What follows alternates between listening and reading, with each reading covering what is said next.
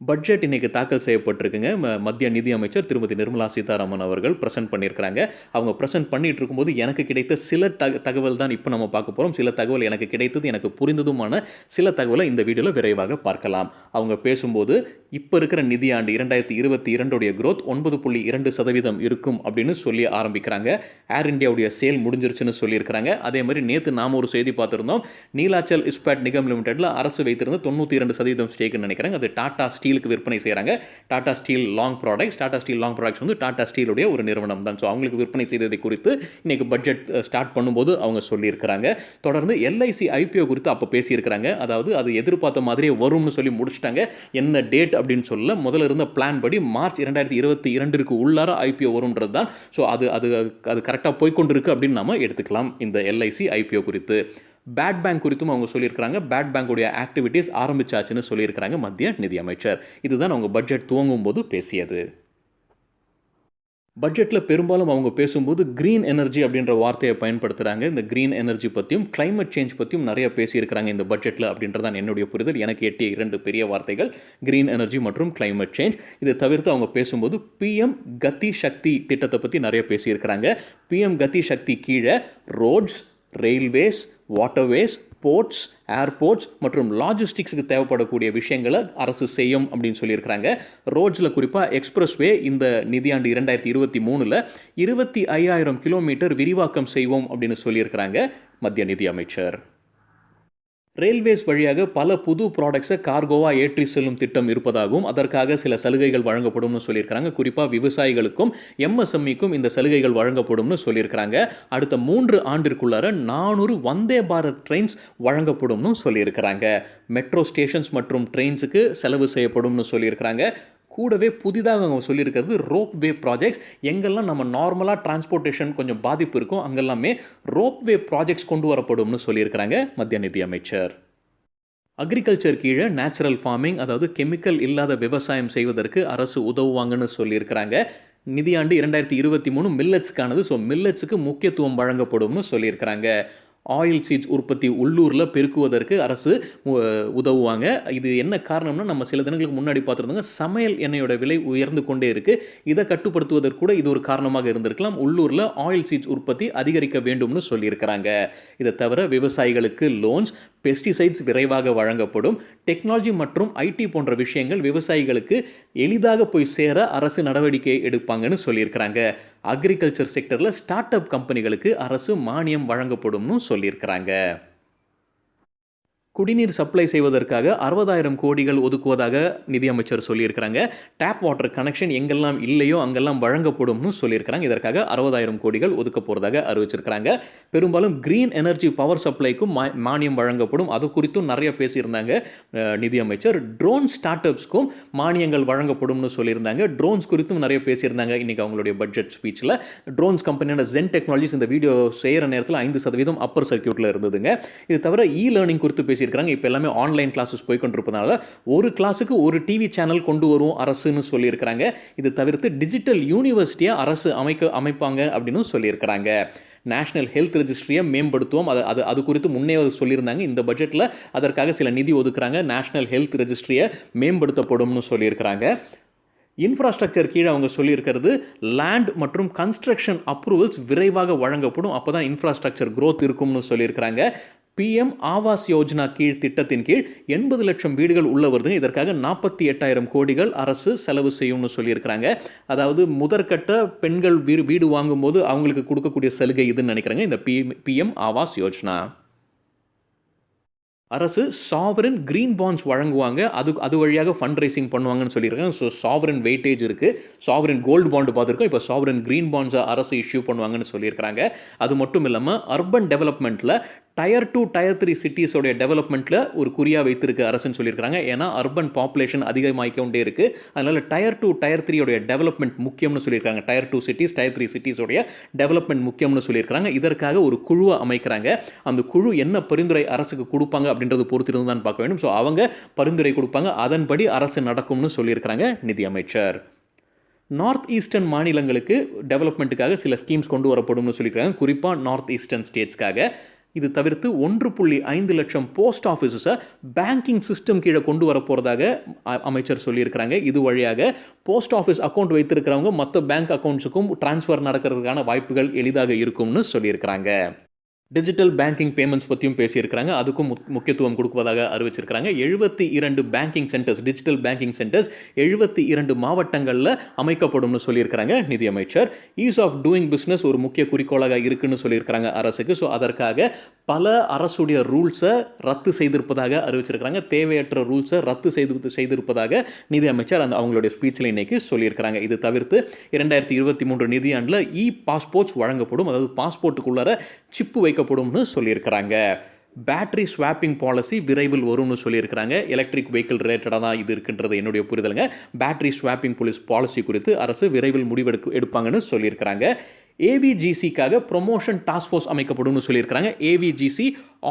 ஏவிஜிசியோடைய விரிவாக்கம் கரெக்டாக ஞாபகம் இல்லைங்க. ஆடியோ, வீடியோ, கேமிங் மற்றும் காமிக்ஸ்ன்னு நினைக்கிறாங்க. யூத் அட்ராக்ட் பண்ணுற மாதிரி இது இருக்கும் அப்படின்ற மாதிரி சொல்லியிருந்தாங்க. அதை ப்ரொமோட் பண்ணுவதற்காக ஒரு டாஸ்க் ஃபோர்ஸ் அமைக்கப்படும்னு சொல்லியிருக்கிறாங்க. டெலிகாம் செக்டருக்கு 5G ரோல் அவுட் நிதியாண்டு 2023 நடக்கும்னு சொல்லியிருக்கிறாங்க. அவங்க பிரைவேட் பிளேயர்ஸ்னு குறிப்பிட்டு பேசியிருக்கிறாங்க அவங்க ஸ்பீச்சில். உடனே பார்லிமெண்ட்டில் இருக்கக்கூடிய சில மெம்பர்ஸ் வந்து பிஎஸ்என்எல் குறித்து கேள்வி எழுப்புறாங்க. ஆனால் அதற்கு பதில் அளிக்கல நிதியமைச்சர். ஏன்னா அவங்க ஸ்பீச்சில் பேசிக்கிட்டு இருந்தாங்க. ஸோ பிஎஸ்என்எல் அவங்களுடைய 5G ரோல் அவுட் கொண்டு வருவாங்களா ஃபினான்ஷியல் இயர் 2023 அப்படின்றது ஒரு கேள்விக்குறியாகத்தான் இருக்குது. இது தவிர்த்து ப்ரொடக்ஷன் லிங்க் இன்சென்டிவ் ஸ்கீம்ஸ் வழங்கப்படும் டெலிகாம் செக்டருக்குன்னு சொல்லியிருக்கிறாங்க. கிராமங்களில் பிராட்பேண்ட் வழங்குவதற்காக அரசு நடவடிக்கை எடுப்போம்னு சொல்லியிருக்கிறாங்க. இதோடைய பாகமாக ஆப்டிக்கல் ஃபைபர்ஸ் போடுவது கிராமங்களில் அதுவும் அரசு எடுத்து செய்வாங்க. பிரைவேட் பார்ட்னர்ஷிப்புடன் இது செய்யப்படும்னு சொல்லியிருக்கிறாங்க. எக்ஸ்போர்ட் அதிகரிப்பதற்காக அரசு திட்டம் வைத்திருப்பதாக சொல்லியிருக்கிறாங்க. அதில் ஒன்று வந்து SEZ ஆக்டை மாற்ற போகிறாங்க. SEZன்றது ஸ்பெஷல் எக்கனாமிக் ஜோன் ஆக்டை மாற்ற போகிறாங்க. அதற்கு பதிலாக புது லா வரும்னு சொல்லியிருக்கிறாங்க நிதியமைச்சர். டிஃபென்ஸில் அவங்க இறக்குமதி குறைக்க வேண்டும் அப்படின்ற ஒரு நோக்கம் இருப்பதாக சொல்லியிருக்கிறாங்க. 68% உள்ளூரில் ப்ரொடக்ஷன் செய்ய வேண்டும் அப்படின்றதான் அரசுடைய திட்டமாக வைத்திருக்கிறாங்க. இதற்காக R&D மற்றும் ஸ்டார்ட் அப் கம்பெனிகளுக்கு அவங்க மானியம் வழங்குவாங்கன்னு சொல்லியிருக்கிறாங்க. குறிப்பாக ஹிந்துஸ்தான் ஏரோநாட்டிக்ஸ் லிமிடெட், அப்புறம் பெல் கம்பெனி, MTAR டெக்னாலஜிஸ் போன்ற கம்பெனிகள் எல்லாம் இதனால் பயன்பெறுவாங்க அப்படின்ற ஒரு எதிர்பார்ப்பு இருக்குது. அது மட்டும் இல்லாமல் நிதியமைச்சர் பேசும்போது சொல்லியிருந்த சில சப்ஜெக்ட் ஏரியாஸ் பார்க்கும்போது artificial intelligence, geospatial, drones, semiconductor, pharma, green energy இது பற்றியெல்லாம் நிதியமைச்சர் பேசியிருந்தாங்க. சோலார் பவர் குறித்தும் அவங்க சொல்லியிருக்கிறாங்க. டொமஸ்டிக் ப்ரொடக்ஷனுக்காக 19,000 கோடிகள் ப்ரொடக்ஷன் இன்சென்டிவ் ஸ்கீமாக அறிவிக்கிறாங்க. இது தவிர அவங்க ஸ்டபிள் பேர்னிங், அதாவது நம்ம நார்த் இந்தியாவில் பார்த்துருக்கோம் நிறைய ஸ்டபிள் பேர்னிங்னால காற்று மாசடையுது. இதை தவிர்ப்பதற்காக பயோமாஸ் பெல்லட்ஸ் வழங்கப்படும் அங்கே இருக்கிற விவசாயிகளுக்கு. ஸோ காற்று மாசடைவது குறைக்கப்படும்னு சொல்லியிருக்கிறாங்க நிதியமைச்சர். ஆக்ரோ ஃபாரஸ்ட்ரி, பிரைவேட் ஃபாரஸ்ட்ரியில் ஈடுபடும் விவசாயிகளுக்கு மானியங்கள் வழங்கப்படும்னு சொல்லியிருக்கிறாங்க. இது தவிர டேட்டா சென்டர்ஸ் அமைப்பது குறித்து பேசியிருக்கிறாங்க. அதே மாதிரி கிளீன் எனர்ஜி ஸ்டோரேஜ் குறித்தும் மத்திய அமைச்சர் பேசியிருக்கிறாங்க. கிரிப்டோ கரன்சி குறித்து ஏதாவது பட்ஜெட்டில் பேசுவாங்களான்ற ஒரு எதிர்பார்ப்பு இருந்ததுங்க. அமைச்சர் சொல்லியிருப்பது டிஜிட்டல் ருப்பி அப்படின்றத ஒன்று அறிமுகம் செய்கிறாங்க. RBI வழியாக டிஜிட்டல் ருப்பி நம்ம பிட்காயினுக்கு ஒரு மாற்றுன்னு நினைக்கிறாங்க. ஒரு டிஜிட்டல் கரன்சி. ஆனால் இது பிளாக் செயின் டெக்னாலஜி தான் பயன்படுத்துவாங்க. அதாவது எப்படி பிட்காயின்ஸ் இருக்கோ அதே மாதிரி தான் இருக்கும் போல தெரியுதுங்க. ஆனால் RBI கட்டுப்பாட்டில் இருக்கும்னு சொல்லியிருக்கிறாங்க. என்னுடைய புரிதல் ஒருத்தருடைய கட்டுப்பாட்டிலும் இருக்கக்கூடாது அப்படின்றதுனால தான் பிளாக் செயின் வந்திருக்குன்னு நினைக்கிறேன். இப்போ இதை RBI எப்படி கட்டுப்படுத்துவாங்க அப்படின்றது தெரியலைங்க. அது இன்னும் பார்க்க வேண்டியது இருக்குது. எனக்கு அது சரியாக புரியலைன்றது தெரியல. ஸோ இது பிளாக் செயின் டெக்னாலஜி வழியாகத்தான் இருக்கும். ஸோ பிட்காயினுக்கு ஒரு மாற்று தான். ஸோ டிஜிட்டல் ருப்பியை இந்திய அரசாங்கம் அறிமுகம் செய்கிறாங்க.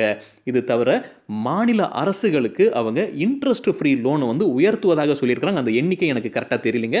ஸோ உயர்த்தி இருப்பதாக சொல்லியிருக்கிறாங்க நிதியமைச்சர். 2023 ஃபினான்ஷியல் இயருக்கு எஸ்டிமேட்டட் எக்ஸ்பென்சஸ் செலவு 39.45 லட்சம் கோடிகள் இருப்பதற்கான வாய்ப்புகள் இருக்குன்னு சொல்லியிருக்கிறாங்க. அதே மாதிரி எஸ்டிமேட்டட் ரெசிப்ட்ஸ், அதாவது வருவாய் வருவதற்கான வாய்ப்புகள் 22.84 லட்சம் கோடிகள். ஸோ செலவு அதிகமாக இருக்குது வரவை காட்டிலும். அதனால் ஃபிசிக்கல் டெஃபிசிட் இருக்குது. ஃபிசிக்கல் டெஃபிசிட்ன்றது இந்த மைனஸ் தாங்க. ஏன்னா வரவை காட்டிலும் செலவு அதிகமாக இருக்குது. ஸோ ஃபிசிக்கல் டெஃபிசிட் சொல்லும்போது எப்பவுமே ஜிடிபியுடைய ஒரு பர்சன்டேஜாக சொல்லுவோம். ஸோ 6.4% ஜிடிபியுடையது இருக்கும்ன்றது தான் எதிர்பார்ப்பு. ஸ்டேட்ஸுக்கு எவ்வளோ ஃபிசிக்கல் டெஃபிசிட் இருக்கலாம் அப்படின்ற ஒரு எண்ணிக்கையும் அரசு செட் பண்ணி கொடுத்துருக்காங்க. அதாவது ஸ்டேட்லேருந்து வரக்கூடிய ஜிடிபியிலேருந்து 4% ஃபிசிக்கல் டெஃபிசிட் வைத்துக்கொள்ளலாம் மத்திய அரசுகள்னு சொல்லியிருக்கிறாங்க நிதியமைச்சர். அதே மத்திய அரசும் பார்த்தீங்கன்னா ஃபிசிக்கல் டெஃபிசிட் அவங்க எதிர்பார்க்கறது 6.4% 2023 இருக்குங்க. ஆனால் 2026க்குள்ளார 4.5%த்திற்கு குறைவாக வர வேண்டும் அப்படின்றதான் இலக்குன்னு சொல்லியிருக்கிறாங்க மத்திய நிதியமைச்சர். அடுத்தது டைரக்ட் டாக்ஸ். பெரும்பாலானோர் எதிர்பார்த்த செக்ஷன் இதுதாங்க. டைரக்ட் டாக்ஸ் குறித்து எந்த மாற்றமும் இல்லை. டாக்ஸ் ஸ்லாப்ல எந்த மாற்றமும் இல்லை. டாக்ஸ் ரேட்லயும் எந்த மாற்றமும் இல்லை. அவங்க சொல்லியிருப்பது டாக்ஸ் பேயர் வந்து ஏதாவது ஒரு இன்கமை விட்டு போயிட்டாங்க அப்படின்னா அதற்குரிய டாக்ஸை கட்டுவதற்கு 2 ஆண்டு கால அவகாசம் கொடுத்துருக்குறாங்க. 2 ஆண்டு அந்த அசஸ்மெண்ட் இயர்லேருந்து 2 ஆண்டிற்குள்ளார நாம் மறுபடியும் அந்த செய்த தவறை திருத்தி கொண்டு டாக்ஸை கட்டிவிடலாம். அதற்கு 2 ஆண்டுகள் கால அவகாசம் கொடுக்குறாங்க நிதியமைச்சர். இது புதிதாக கொண்டு வருவதாக சொல்லியிருக்கிறாங்க. இதனால் பல லிட்டிகேஷன் கேசஸும் குறையும்னு சொல்லியிருக்கிறாங்க மத்திய நிதியமைச்சர். கோஆப்ரேட்டிவ் சொசைட்டிஸுடைய ஆல்டர்னேட் மினிமம் டேக்ஸை குறைச்சிருக்கிறாங்க. 18% இருந்ததை 15% குறைக்கிறாங்க. அதே மாதிரி சர்சார்ஜும் குறைக்கிறாங்க. கோஆப்ரேட்டிவ் சொசைட்டிஸ்க்கு 12% 7% குறைக்கிறாங்க. டிசபிலிட்டி இருக்கிறவங்களுடைய கார்டியன் அல்லது பேரண்ட்ஸ்க்கும் ஒரு சலுகை இருப்பதாக சொல்லியிருக்கிறாங்க. அது என்னன்றது எனக்கு சரியாக புரியலிங்க. உங்களுக்கு அது தேவைப்படுது அப்படின்னா தயவுசெய்து அது இன்னொரு முறை நீங்கள் சரிபார்த்து கொள்ளுங்கள். ஸோ டிசபிலிட்டிஸ் இருக்க குழந்தைகள் இல்லை ஆட்களுடைய பேரண்ட்ஸ் அல்லது கார்டியன்ஸுக்கும் ஏதோ ஒரு சலுகை இருப்பதாக சொல்லியிருக்கிறாங்க மத்திய நிதி அமைச்சர். நேஷனல் பென்ஷன் ஸ்கீமில் ஒரு மாற்றம் கொண்டு வந்திருக்கிறாங்க. சென்ட்ரல் கவர்மெண்ட் எம்ப்ளாயிஸ் மற்றும் ஸ்டேட் கவர்மெண்ட் எம்ப்ளாயிஸ் இடையே சிறு வித்தியாசம் இருந்தது. 14% வரைக்கும் கொடுத்துருந்தாங்க சென்ட்ரல் கவர்மெண்ட் எம்ப்ளாயிஸ்க்கு.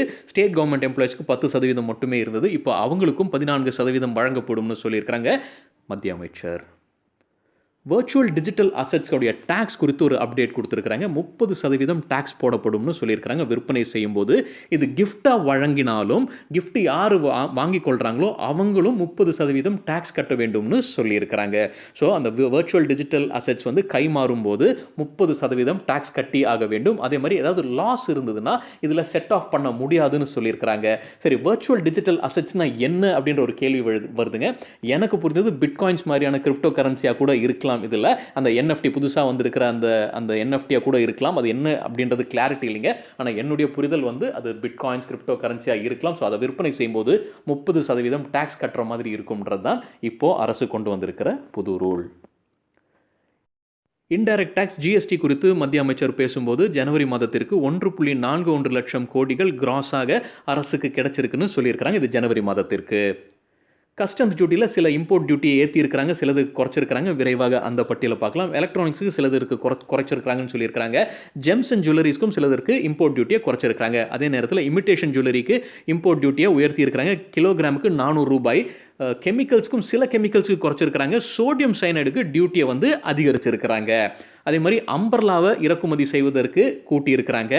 Import duty கூட்டியிருக்கிறாங்க. அதே அவங்களுடைய பார்ட்ஸை இங்கே கொண்டு வந்து அசம்பிள் பண்ணுறது அந்த பார்ட்ஸை கொண்டு வரும்போதும் அதற்கான டியூட்டியும் அதிகரிச்சிருக்கிறாங்க. டெக்ஸ்டைல் இண்டஸ்ட்ரீஸ்க்கு தேவைப்படக்கூடிய சில பொருட்களை இறக்குமதி செய்யும் இம்போர்ட் டியூட்டியும் குறைச்சிருக்கிறாங்க. அதே மாதிரி ஷ்ரிம்ப் அக்வா கல்ச்சருக்கு தேவைப்படக்கூடிய பொருட்களை இம்போர்ட் செய்யும்போதும் அதற்கான இம்போர்ட் டியூட்டியும் குறைச்சிருக்கிறாங்க. அதே அன்பிளெண்டட் ஃபியூவலுடைய இம்போர்ட்டுடைய டியூட்டியை அதிகரிச்சிருக்கிறாங்க அரசு. ஏன்னா அரசு சொல்வதே பிளெண்டட் ஃபியூவல் தான் தேவைப்படுது. ஸோ அன்பிளெண்டட் ஃபியூவலை இறக்குமதி செய்யும் போது அதற்கான இம்போர்ட் டியூட்டியை உயர்த்த போவதாக அறிவிச்சிருக்கிறாங்க. சரிங்க, இதுதான் சில விஷயங்கள் பட்ஜெட் ஸ்பீச்சில் நிதியமைச்சர் பேசும்போது எனக்கு கிடைத்த சில விஷயங்கள். கூடுதலான தகவல் பத்திரிகையில் வந்திருக்குங்க. நானும் ஏதாவது கிடைச்சதுன்னா உங்ககிட்ட பகிர்ந்து கொள்கிறேன். உங்களுக்கு ஏதாவது புதிதாக தகவல் தெரியணும் தயவுசெய்து கமெண்ட் செக்ஷனில் போடுங்க. சரிங்க, இத்துடன் இந்த வீடியோவை முடித்துக்கொள்ளலாம். இதுதான் எனக்கு கிடைத்த சில தகவல். நன்றி, வணக்கம்.